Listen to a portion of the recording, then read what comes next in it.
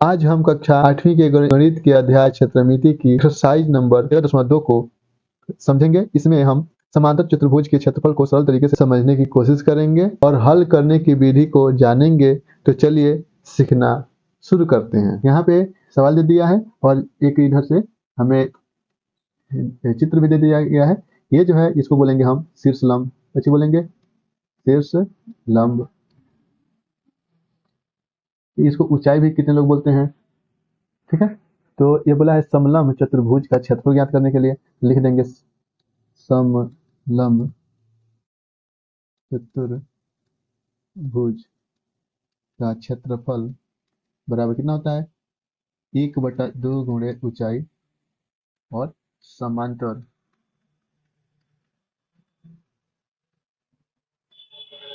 भुजाओं, ठीक। क्या लिख देंगे, यानी कि समांतर भुजा जो है इसका नाम हम रख देते हैं D1, इसका नाम रख देंगे D1 और इसका नाम रख देंगे D2।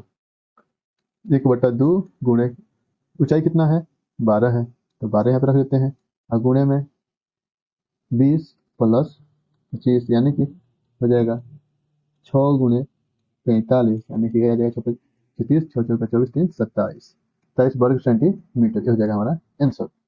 अब आज चलते हैं अगले सवाल को, देखते हैं क्या दिया हुआ है। हमारे अगले सवाल में दिया है, क्या दिया हुआ है, एक समलंब चतुर्भुज ABCD में AB बराबर CD का समांतर ABCD का समांतर है और AB बराबर 30 सेंटीमीटर, BC बराबर 15 सेंटीमीटर और DC बराबर 44 सेंटीमीटर और AD बराबर 13 सेंटीमीटर दिया है।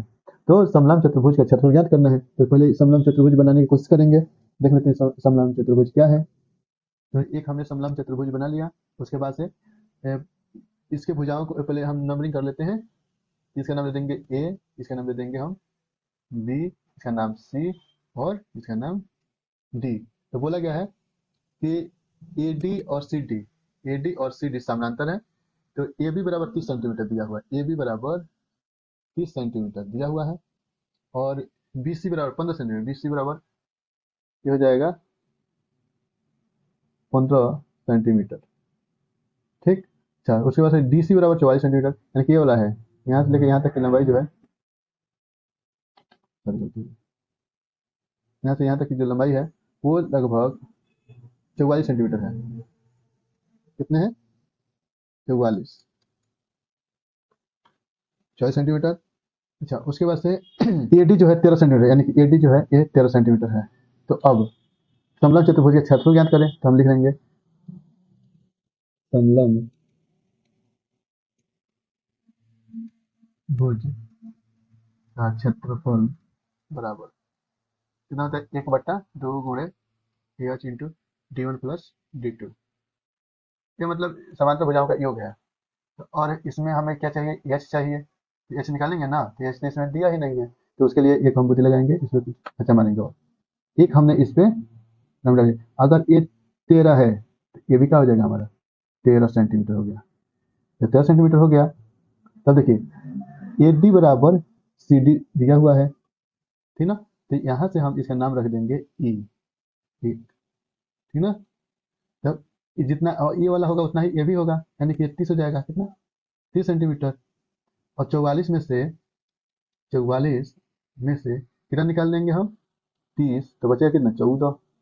ये हो गया कितना 14 सेंटीमीटर। तो जब 14 सेंटीमीटर हो गया तब अब हम यहाँ पे क्या करेंगे, त्रिभुज के तीनों भुजाएं अब हमें ज्ञात हो चुके हैं, त्रिभुज के तीनों भुजाएं हमें ज्ञात हो चुके हैं। तो हम लिखेंगे त्रिभुज BEC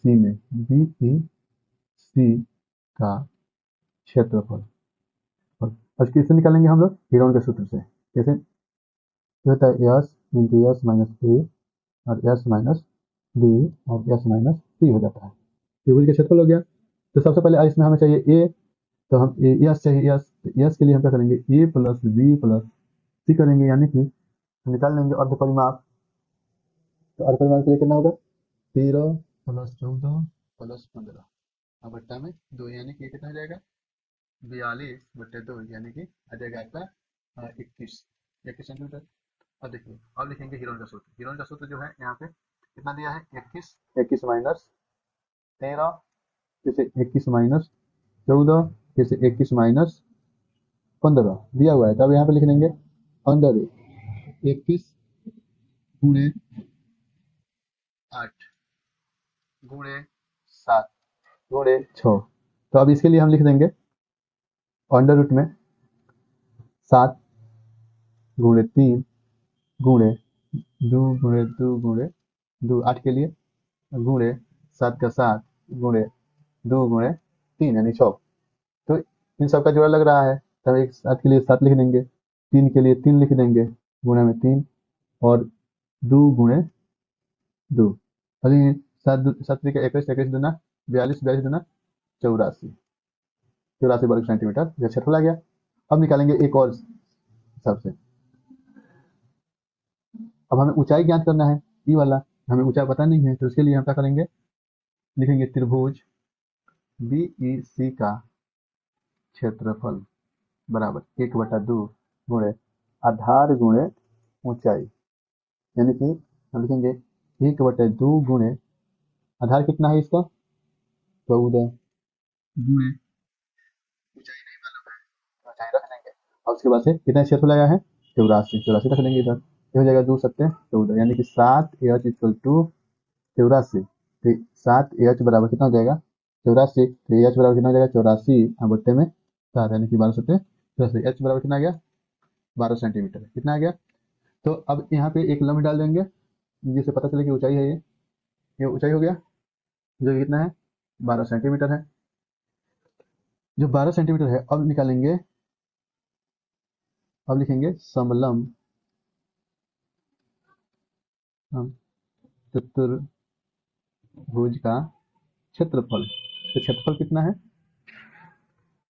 1/2 गुणे एच गुणे d1 प्लस d2 ब्रैकेट में, ठीक है। तो यहाँ पे लिखेंगे 1/2 गुणे कितना यह चीज कितना है 12 है तो 12 लिख देंगे और गुणे समांतर भुजाओं का योग है तो प्लस में 30 और प्लस में 44 यानी कि इसको गुणा कर देंगे घटा देंगे तो 6 हो जाएगा, यानी कि 6 गुणे 74 हो जाएगा। जोड़ेंगे तो 30 और 44 जोड़ेंगे 74 आ जाएगा।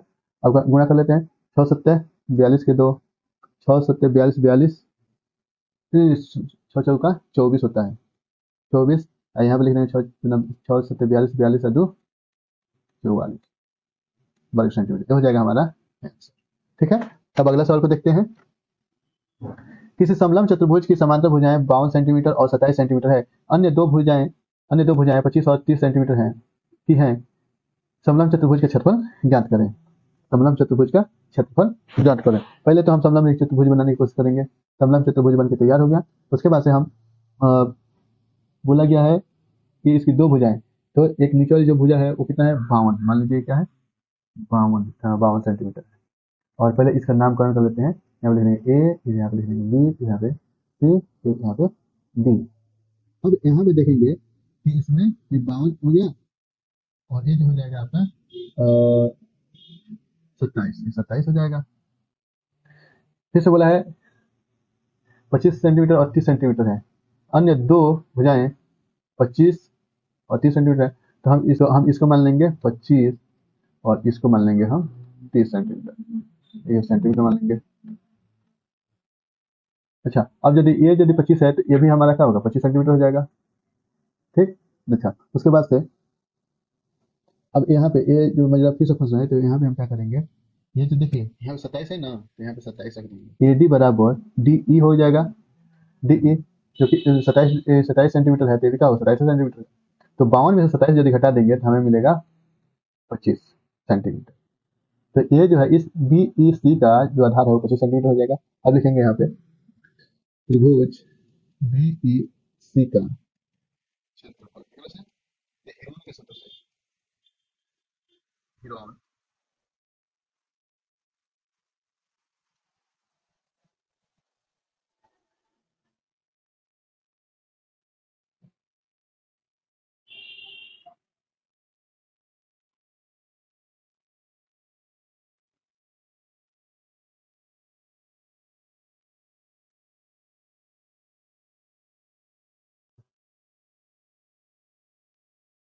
Yes into S minus A, S minus B और यस माइनस सी। तो यहाँ पे लिख रहे हैं फिर से और चाहिए हमें सच यस, तो यस तो हमें मालूम नहीं है, हमें मालूम है किसी भुजाएं लिख देंगे 25 प्लस, ये सूत्र होता है यस इक्वल टू, क्या सूत्र होता है ए प्लस बी प्लस सी बटे में 2।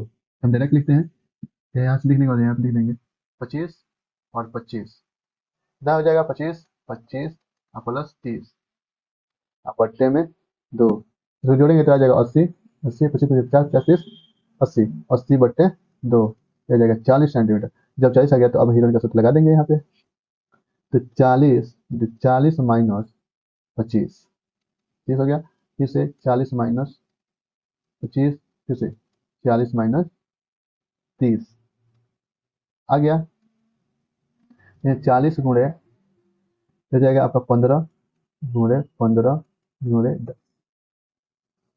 यहाँ 40 के लिए लिख देंगे 2 गुणे 2 गुणे 10, यहाँ पे लिख देंगे गुणे 15 15 ही लिख देंगे और गुणे में 10 जोड़ा लग गया, तो इसके लिए लिख देंगे हम यहाँ पे 2 गुणे 10 गुणे 15 बराबर में आ जाएगा 2 दहिया 20 20 दूना 15 दूना 30 यानी कि 300 वर्ग सेंटीमीटर आ गया।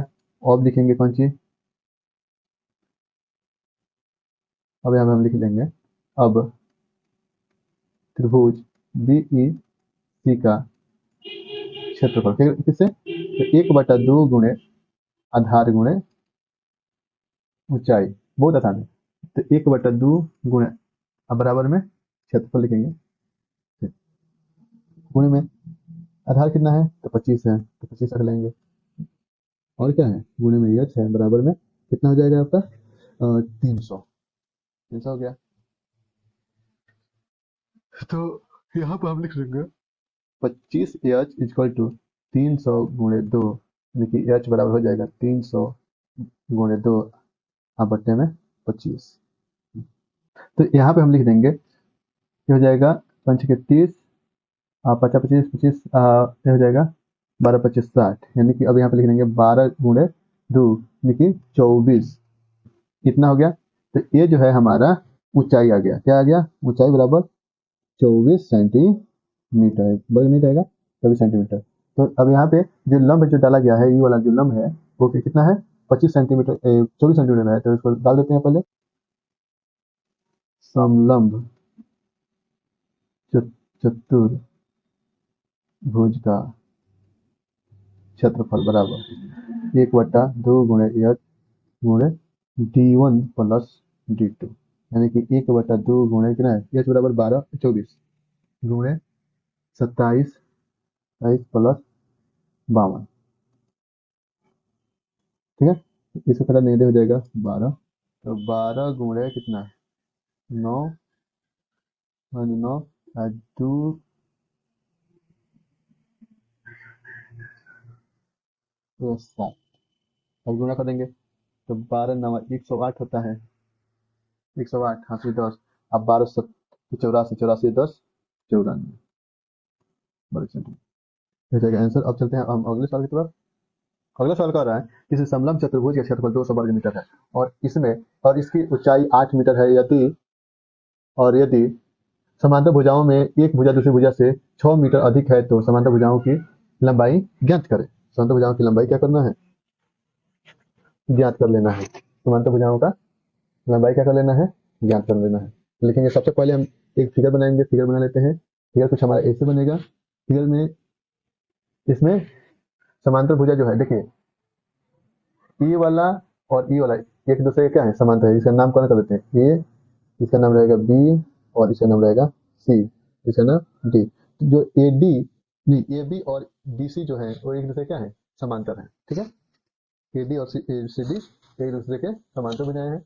इन्हीं को इनको दिया गया है, बोला गया है एक भुजा दूसरी भुजा की क्या है दुगुनी है, तो यानी दुगुनी नहीं मतलब 6 अधिक है, जो है मान लीजिए कि हम ये जो है ए डी एक्स है, ए डी बराबर कितना है एक्स है, तो इससे ना अधिक है ये वाला भुजा यहीं से 6 अधिक है, तो एक्स प्लस हम यहाँ पे 6 कर दें, ठीक, चलिए मान लेते हैं, मान के बनाएंगे इसको भी, तो लिख लेंगे पहले यहाँ पे जो दिया है उसको पहले लिख लेते हैं, क्या क्या दिया है,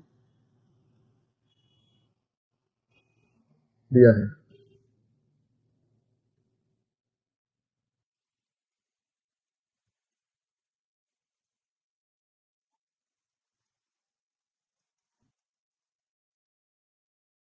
वर्ग मीटर है। और इसकी ऊंचाई और समलंब चतुर्भुज की ऊंचाई हम एच लिख देते हैं। एच बराबर दे दिया है 8 मीटर। तो 8 मीटर है, तो हम 8 मीटर का एक ऊंचाई वाला लंब डाल देते हैं इस पे। ये डल गया, जो कि यहाँ से समकोण होगा, 90 डिग्री का कोण बना लेगा। तो और इसकी ऊंचाई कितनी है? 8 मीटर है। 8 मीटर हो गया। अब हम क्या करेंगे, यहाँ पे लिख लेंगे, क्या लिखेंगे? समलंब चतुर्भुज का समलंब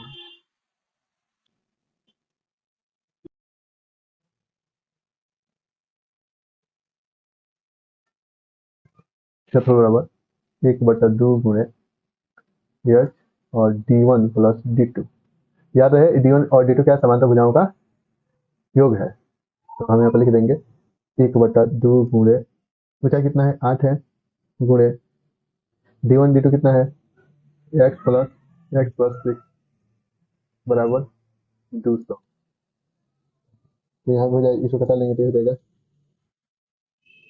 4, और ये हो जाएगा कितना? 2x प्लस 6 बराबर 200। 200 जब हो गया, हम यहाँ पर लिख रहे हैं 2x प्लस 6 बराबर 200 बट्टे में 4 आ जाएगा, 5 यानी कि 50 हो जाएगा। 2x प्लस 6 बराबर कितना आ जाएगा? 50। तो 2x बराबर कितना हो जाएगा?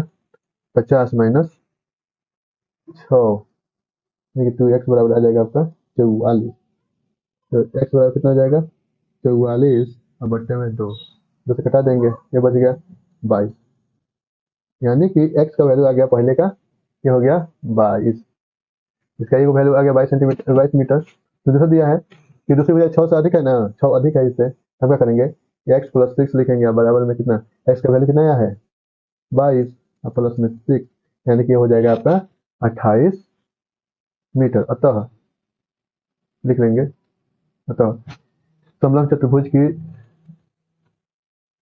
समलंब चतुर्भुज की समांतर भुजाओं की लंबाई लंबाई बराबर कितना कितना हो जाएगा? 22 मीटर व 28 मीटर। ठीक है, आगे बढ़ते हैं। आगे सवाल दिया है, किसी समलंब चतुर्भुज की समांतर भुजाएं क्रमशः 24 सेंटीमीटर और 20 सेंटीमीटर हैं तथा दोनों भुजाओं के बीच की दूरी 15 सेंटीमीटर है, जिसका क्षेत्रफल ज्ञात करना है। चलिए कर लेते हैं इसका भी। तो सबसे पहले एक फिगर बना लेते हैं, फिगर बन के तैयार। और उसमें बोला गया है ऊंचाई जो है, पहले इसका नाम ले लेते हैं। नाम जो है देख लीजिए, यहाँ पे हो जाएगा ए, यहाँ पे हो जाएगा आपका बी, यहाँ पे हो जाएगा सी, और यहाँ पे डी। और इसमें एक ऊंचाई का है, तो ऊंचाई को देख लेते कितना है ऊंचाई। तो ये जो है ऊंचाई, ये हो जाएगा हमारा क्या दिया? 15 सेंटीमीटर, 15 सेंटीमीटर दे दिया है। और इसी में यहाँ पे जो कोण बनेगा वो समकोण कोण होगा, ठीक है, जो कि 90 डिग्री दर्शाएगा। यहाँ पर भी वही दर्शाएगा। तो इसलिए हम समझ लेते हैं, इसको लिखेंगे समलंब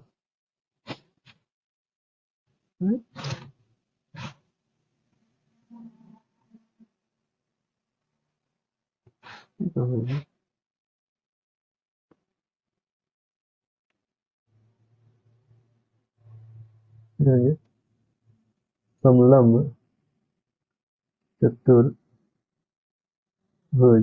की क्षेत्रफल बराबर 1/2 गुणे एच गुणे d1 प्लस d2। जो d1 और d2 जो है समांतर भुजाएं हैं, क्या है? समांतर भुजाएं। तो 1/2 गुणे एच कितना है? 15 गुणे कितना, इसकी लंबाई कितनी है पहले की? तो 20 सेंटीमीटर। इसकी कितनी है? 25। 20 प्लस अर्थात 1/2 गुणे 15, 15 गुणे कितना हो जाएगा? 24 हो जाएगा 44। यानी कि 2 से घटा देंगे तो हो जाएगा 22। तो 15 दूना 30 बराबर हो जाएगा 30, 30 वर्ग सेंटीमीटर। आज की इस वीडियो में बस इतना ही, फिर कल हम इसके आगे पढ़ेंगे।